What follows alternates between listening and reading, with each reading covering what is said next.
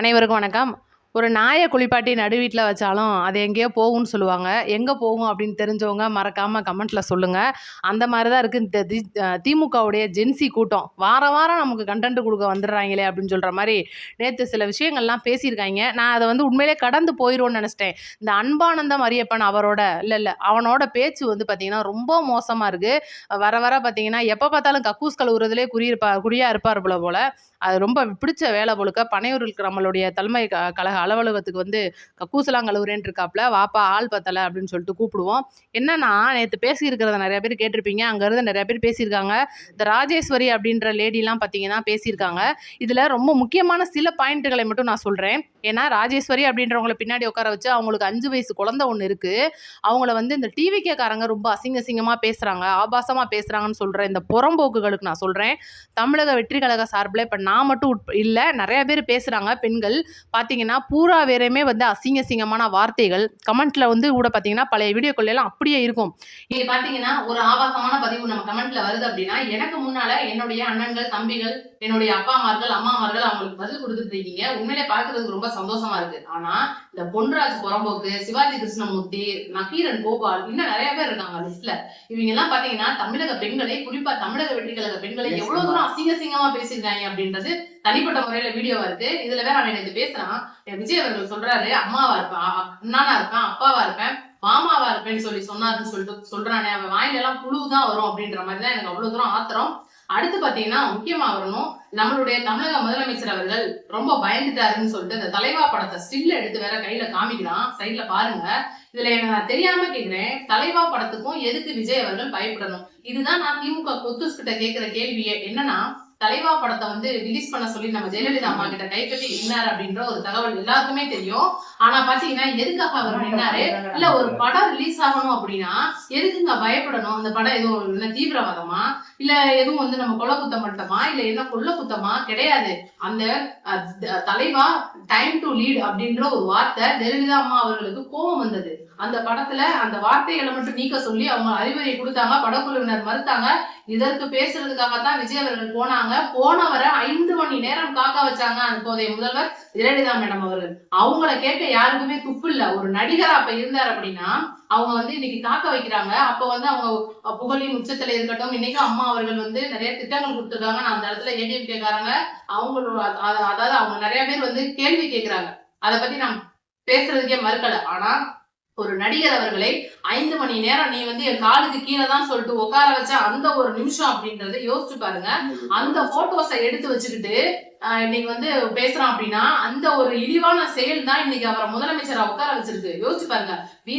அதாவது time to lead அப்படின்ற வார்த்தை, நான் தலைமை ஏற்க தயாராகிறேன் அப்படின்ற ஒரு வார்த்தை ஜெயலலிதா அம்மாவுக்கு பிடிக்கல.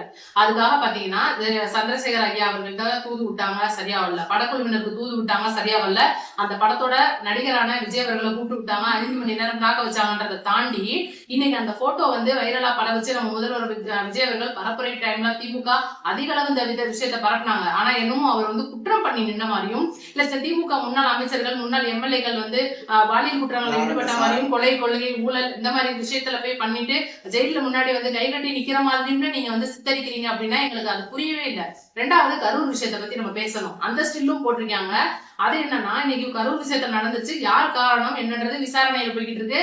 மனச்சாட்சிக்கு விரோதம் இல்லாம சொல்லணும்னா யார் காரணம்னு தமிழக மக்களுக்கு நல்லாவே தெரியும். ஏன் அதை பேசின அவனுக்கே தெரியும். அப்படி இருக்கும்போது இன்னைக்கு அங்க ஓடிட்டாரு அப்படின்ற ஒரு விஷயம் இன்னைக்கு கரூர்ல பதிலடியா கொடுக்குற விதமா நேருக்கு நேரா என்ன சொல்றேன், நாமக்கல்ல நீ அறிவுறுத்தி என்னை நீ உள்ள இறங்க விடலையே, பெரம்பலூர்ல நீ ஏன்டா என்னை உள்ள விட்டேன்னு சொல்லி நேருக்கு நேரா கேட்டவரு. பதிலடி யாராலையுமே பேச முடியல. கரெக்ட், நம்ம தான் தப்பு பண்ணிட்டோம் அப்படின்னு வாயடிச்சு போய் உட்கார்ந்து இருந்தாங்க. அப்படி இருக்கும்போது இந்த மாதிரி நாய்களுக்கு எலும்பு துண்டை போட்டு பேச வைக்கிறது அப்படின்றதே யோசிச்சு பார்க்கணும். அடுத்து 2வது வருவோம். ஆதவர்ஜுனா அவர்கள் ஒரு இடத்துல சொல்லியிருப்பாரு, இந்த நாய்கள்லாம் பாருங்க 1500 ரூபாய்க்கும் 300 ரூபாய்க்கும் 200 ரூபாய்க்கும் உட்காந்துருக்கு. மேடைகள்ல இருக்கிற பெரிய நாய்களுக்கு 1500, சின்ன கீழே உட்கார்ந்து இருக்கிற சும்மா பொடி நாய்களுக்கு எல்லாம் பாத்தீங்கன்னா 200, 300 சொல்றாரு. ஆனா அது கூட அவங்க ஒருத்தர் இல்ல ஒழுங்க சொல்றாப்புல. நாங்கெல்லாம் 1500 ரூபாய், 2000 ரூபாய், 3000 ரூபாய், 500 ரூபாய், 100 ரூபாய் வாங்கிட்டு உட்காந்துருக்கோம் நீங்க நிரூபிச்சிட்டீங்கன்னா பனையூருக்கு நாங்க பாத்ரூம் கழுவ வர்றோம். ஒருவேளை நிரூபிக்கலன்னா ஆதவர்ஜுனா அவர்கள் அறிவாலயத்துக்கு வாட்ச்மேன் ஆவாங்க அப்படின்னு சொல்லி சவால் விடுறானே. இவனெல்லாம் நம்ம என்னதான் செய்யலாம் அப்படின்றத முதல்ல நீங்க சொல்லுங்க. ரெண்டாவது அந்த 100 ரூபா 300 ரூபா அப்படின்னு அதாவது அந்த சொல்ற ரூபாயை நம்ம கண்டிப்பா நோட் பண்ணணும். Note this point. 1500 ரூபாய் 2000 ரூபாய் 300 ரூபாய் 500 ரூபாய்க்கு அவங்க வேலைக்கு வரல. அவன் சொல்றது கரெக்ட். அவங்க போனது வெறும் 100 ரூபாய்க்கும் அந்த 50 ரூபாய் டிஷர்ட்டுக்கு தான், வேற எந்த கிடையாது. இந்த டிஷர்ட்டை போட்டு போய் நீட் போராட்டத்துல உட்காந்து அசிங்கப்பட்டு வந்தாங்க.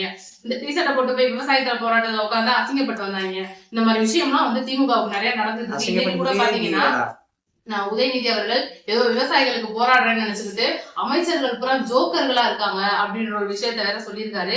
ஜோக்கர்கள் பூராமே நீங்க அமைச்சரவையில இருக்காங்க அப்படின்றது சொல்ல வராது. இதுக்கு முன்னால இருந்த முன்னாள் அமைச்சர்கள், முன்னாள் எம்எல்ஏக்கள், முன்னாள் தலைவர்கள் மாதிரி கொள்ளை கொள்ளை கற்பழிப்பு பாலியல் சம்பவங்கள் இன்னும் ஊழல் லஞ்சங்கள் மாதிரி இன்னும் எங்களுடைய அமைச்சர்கள் யாருமே பண்ணல. அதாவது திமுகவுக்கு தான் அந்த பேர்லாம் வந்து பொருந்துமே தவிர சாதாரண ஜோக்கர் தானே. இன்னைக்கு சீட்டுக்கட்டுல கூட ஜோக்கர் இல்லாட்டி விளையாட முடியாது அப்படின்னு தான் நாங்க ஈஸியா அதை எடுத்துக்குவோம். அதனால உதயநிதி அவர்கள் நம்மள வந்து என்னதான் தாக்கி பேசணும்னு நினைச்சாலும் அவர் தான் அவரவே ஜோக்கர் ஆக்கிக்கிறாரு. அதனால அதை பத்தி நம்ம கடந்துருவோம்.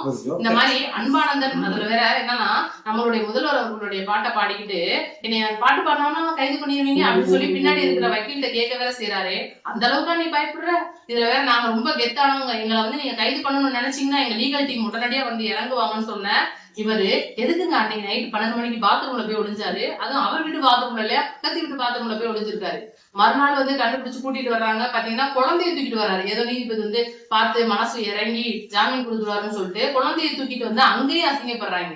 வாரம் இவங்களுக்கு அசிங்கப்படுறதே குழப்பா போச்சு அப்படின்றனால இந்த ஜென்சி டிஎம்கேவை நம்ம வந்து கண்டுக்கிறதே இல்லை. இன்னைக்கு சப்ஸ்கிரைபர்ஸ் கிட்டத்தட்ட நிறைய பேர் மலேசியால இருந்து கேட்டிருந்தீங்க. நம்ம சப்ஸ்கிரைபருடைய இதுக்கு முன்னாடி வீடியோக்கள்ல கமெண்ட் எல்லாம் இருக்கு. அதனாலதான் அவங்களுக்காக நம்ம பேசியிருக்கோம். கண்டிப்பா இதை பாருங்க, இதை பார்த்துட்டு 4 பேருக்கு ஷேர் பண்ணுங்க.